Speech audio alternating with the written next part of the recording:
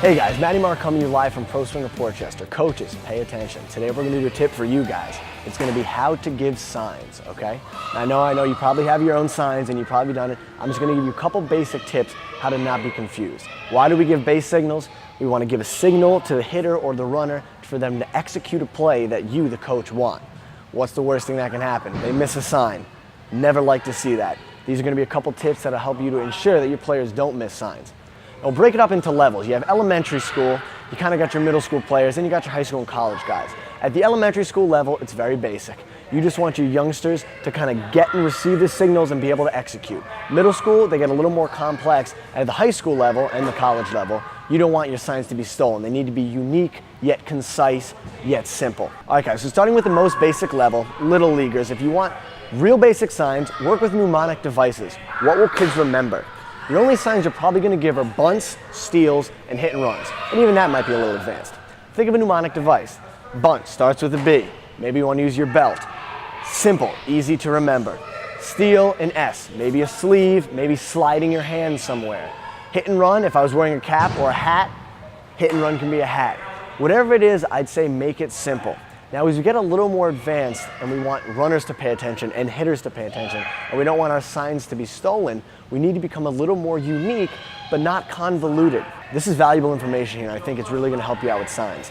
13U, 14U, 15U, even high school coaches. If I cut a line down the middle of my body, I'd be perfectly symmetrical.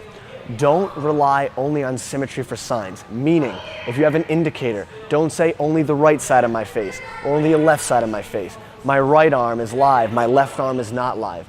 Remember, when a kid's looking at you for a sign, he's flipped around. So if you touch the left, he might think right.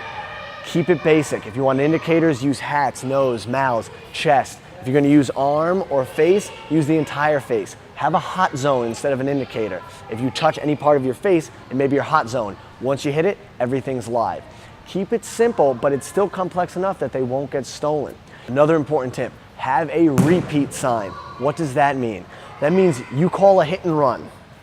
Hit and run's on. Kid fouls the ball off. What happens now? The base runner doesn't know if the play's still on. The hitter doesn't know if the play's still on. So you do the sign again. He fouls it off again. You do the sign again. All of a sudden, the other team says, wow, I know exactly what their hit and run sign is.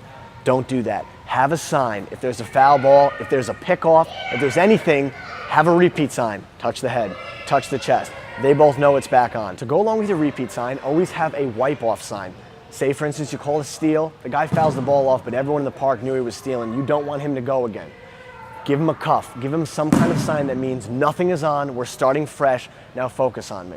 Now coaches, in practice, this is extremely important. You want your guys to all memorize the signs. Do not give them a sign and then let them raise their hands and say, oh, I know what that was. Don't. Pick out one of your players, pick them out one by one and say, Timmy, what am I doing? Why? It puts them on the spot and they need to know the answer. Just like in a game, when they're stepping up at the plate, they're not gonna have one of their teammates raise their hand and tell them what the sign is. They're on the spot. They need to understand the sign. So remember, when you're practicing, no raising of hands. Pick them out, do a sign, make him say what it is. If he doesn't know, he wasn't gonna know anyway. All right, now coaches, players aren't the only ones who need to practice. You need to practice. How do you do this? It may sound silly, I know, but go home and look in the mirror. Give yourself signs in the mirror. Why? I have seen so many coaches get their signs stolen and they have no idea why. I have a good idea why. You're blatantly obvious with your signs. What does that mean? Say a swipe across the chest is a steal. I'll see coaches doing the same thing and do something extremely blatant because they really want their kid to know, so they'll overemphasize that sign. No, if your team knows the signs and they're unique and they're simple, then they'll get the sign. Don't overcompensate by making a big move or hot zone, leaning forward to show something. The only way you know if you're not being obvious is to see yourself doing it.